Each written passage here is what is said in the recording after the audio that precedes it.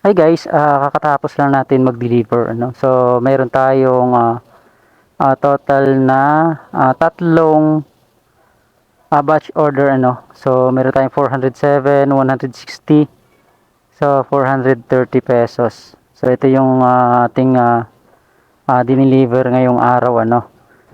Kung paano makapag-apply dito, kung paano kami nakapasok ay ituturo ko ngayon sa inyo guys ano. So, simple lang guys ang mag-apply dito. So, mag-download lang kayo guys nung driver apps, SFD driver apps. Tapos, mag-sign up. After nyo ma-download itong instant driver apps. So, wag niyong pindutin yung login dahil hindi ka pa naman nakapag-sign up or hindi ka pa naman activated rider, no? So, ang gagawin nyo is mag-sign up kayo. Pindutin nyo lang itong sign up. So, click nyo lang settings guys kasi merong permission dyan eh. Allow all the time muna lang. And back nyo. And continue sign up. So dito, ilalagay mo yung mobile number mo. Halimbawa to sa akin. So yan, lalagay mo lang yung mobile number. Guys, take note lang para madali ka makapag-withdraw. To tips lang to guys. Para madali ka makapag-withdraw, kung anong inilagay mong cellphone number dyan, dapat yung sa Shopee Pay mo, yung Shopee mobile number is parehas. So, tips ko lang yan guys. Mamaya sasabihin ko kung bakit. Okay. So, dito, for verification lang, ano ko lang, ano mo lang to. Slide mo lang yung puzzle na to. Ito. So, iwan ko ano ba to. Puzzle daw to. So, ayan, puzzle lang yan guys. Ayan. Saan ba yan? Ayun. So, okay na. Na-connect na natin yung puzzle. Then, may magte-text dito. Sa labas lang ako.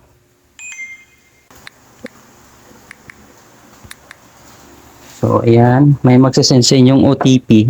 Input nyo lang. Then, maglagay ka ng password. So, dito, input ka lang ng password. Halimbawa, ito ay sample na lang. Ayan. Okay na. So, na-next na natin. Ayan. So, dito sa personal details, lagay mo yung pangalan mo. So, ganyan. So, dito sa service area guys, pili lang kayo dito. So, piliin nyo lang Metro Manila. GMA, isa lang naman yan. Pilihan. Then, motorcycle, okay naman yan. Wala na yan. Then, continue. So, start now. Document submission, delivery service, orientation. So, nakalagay dito, welcome. Let's start your sign up process by submitting the required information below. So, dito tayo sa document submission. After nito kasi guys is delivery service orientation. So, ayan. Submit documents.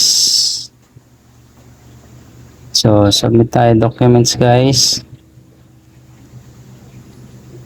Ayan. Wait lang natin. Naglo-loading.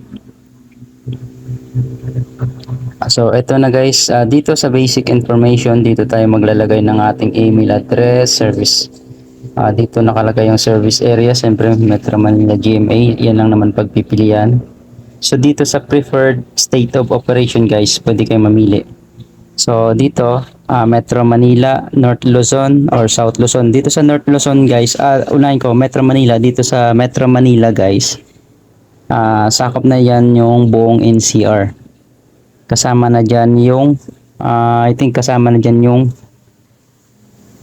Rizal area, no? So, kasama na dyan. Dito naman sa North Luzon, andyan yung Bulacan. South Luzon naman, andyan yung part ng Cavite, Laguna. So, I think parang kasama na rin yata dyan sa South Luzon yung Parañaque at Las Piñas. So, example, piliin ko yung Metro Manila. O, yan. So, Metro Manila, preferred city of operation. Pwede kang mamili dyan, guys. So, since Metro Manila naman yan, so, ibig sabihin lang nito, guys, siguro, wag pinili mo to, ayan, wala ka namang ibang option kundi Metro Manila. Makakabawa galing kang Metro Manila siguro, pwede kang makapag-deliver sa part ng hanggang South or North. Kasi nasubukan ko naman, Metro Manila yung service preferred state of operation ko. Pero nakakuha ako ng Bulacan. Mayroong nakalagay doon na North North. So ayan. And then dito, residing residential address mo, siyempre input mo rin guys. Then mag profile picture, siyempre picture ka, pang profile mo. So ayan, save mo lang. So tapos punta ka sa emergency contact. Kasi ayaw man next dahil may kulang. Palagay natin residential address natin. Dito guys, meron pang referral code dito. So input nyo lang kung mayroon kayong referral code or may kakilala kayong active instant trader na pwede nyong hingiin yung referral code nila. Or either yung referral code ko guys, ilalagay ko na lang dyan sa comment section sa baba. Ipipin ko na lang para magamit nyo. So okay, skip lang natin yan. So dito guys, sa driver and vehicle information nyo yan. Andyan yung ORCR. Ay sulat nyo lang dyan siyempre yung plate number nyo. Alam nyo naman na yan, andyan naman yan. ORCR, i-upload nyo dyan yung photo. So para guys ma-upload yung picture nyo, i-crop nyo yung photo ninyo, picture nyo ng maayos, malinaw, i-crop ninyo ng maayos, saka nyo i-upload din. Sa vehicle info, yung harap ng yung motor, i-picturean nyo. And then sa likod guys, isa sa ano guys isa sa paraan para madaling ma-approve kay SFD, Instant Delivery. Ito lang yung tips ko para sa inyo. Kung may top box ang motor nyo, mas maganda. And then kung mayroong kayong delivery bag, ilagay nyo sa inyong motor, saka nyo i-upload. So ang next natin na gagawin ay dito sa other documents. Click nyo lang yan. Kapag na-click nyo ang other documents guys, lalabas dyan yung information, TIN number. So ang pifill upan nyo lang dyan guys is ang inyong TIN number guys. Ang isa pa guys, kailangan ninyo dyan pifill upan ay ang inyong bank details. Guys, dito sa bank details ninyo, para mabilis kayo makapag-withdraw ng inyong kita, ay dapat parehas yung inyong mobile number sa inyong driver apps at doon sa inyong Shopee apps. Kasi pwede natin i-connect yan guys. Dito sa bank details guys, ay pwede kayong mamili. Dahil ito yung gagamitin nyo para makapag-withdraw ng inyong kita. Tapos, mamili lang kayo dyan guys kung gusto nyong ilagay yung inyong bank account. Kung meron kayong mga bank account, pwede rin online bank, kaya ng GCash, Maya at iba pa. Kung GCash naman ang gagawin nyo, input nyo lang yung inyong account number, mobile number, GCash number. And then, dito sa picture, i-screenshot nyo lang yung profile picture nyo nung nasa GCash nyo. Same lang din guys sa mga bank account ninyo, yung details nun, personal details nyo dun sa bank account nyo is i-screenshot nyo lang at i-upload dito sa picture sa baba. Ang ginamit ko dito guys sa akin para mabilis ako makapag-withdraw ay ang aking Shopee Pay.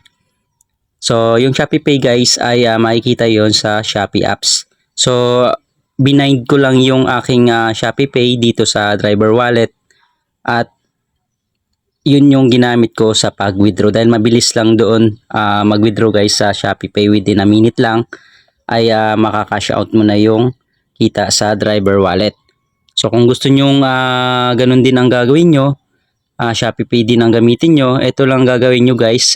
Dito sa baba makikita nyo dyan, ibabind nyo lang yung inyong Shopee Pay. Kung paano mag-bind guys ay i-click dito sa baba na may nakalagay, i-click nyo lang itong if you want to bind Shopee Pay. So basahin nyo lang yan, then pindutin nyo itong click here. So pag pindot nyo ng click here na yan, madadirect po kayo doon sa inyong Shopee apps. Ang gagawin nyo lang is from Shopee apps ninyo, doon sa profile ninyo, i-copy and paste nyo lang yung inyong username papunta dito sa driver apps ninyo. So, ganun lang ang pag-bind ng Shopee Pay. So, dito naman tayo sa agreement. Dito sa agreement guys, pindutin nyo lang yan and then may lalabas dyan.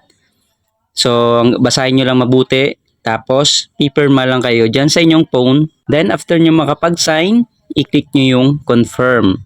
Yun, after nyo maklik ang confirm ay document submission na yan guys.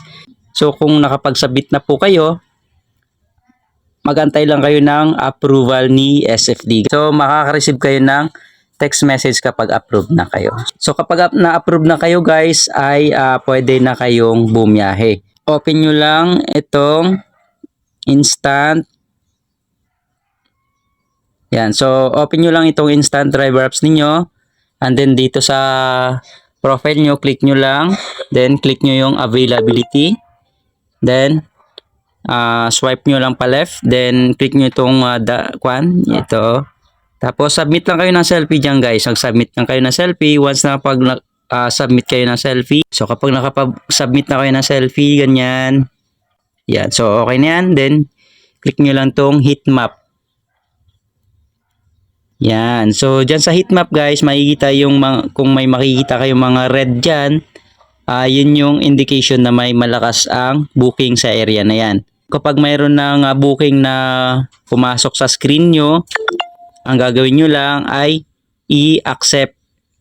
Click nyo lang yung accept. Once na accepted nyo lang yan guys, yung booking na pumasok sa inyo, dito yan mapunta sa order listing. So, para mapuntahan yung pick up and drop off, ito lang ang i-click ninyo, yung blue arrow na naandyan.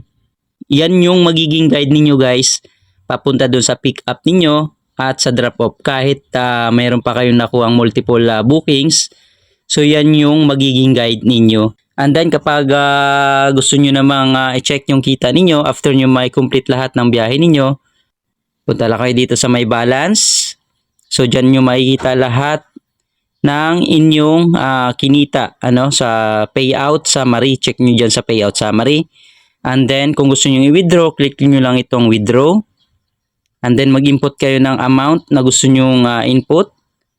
So ganun lang guys ang paggamit nitong driver apps. So sana nasundan ninyo at maraming salamat sa inyong suporta guys. So nga pala, kung nakatulong sa inyo ang video ito, huwag niyo naman kalimutang kalabitin yung like at ang subscribe button. Salamat.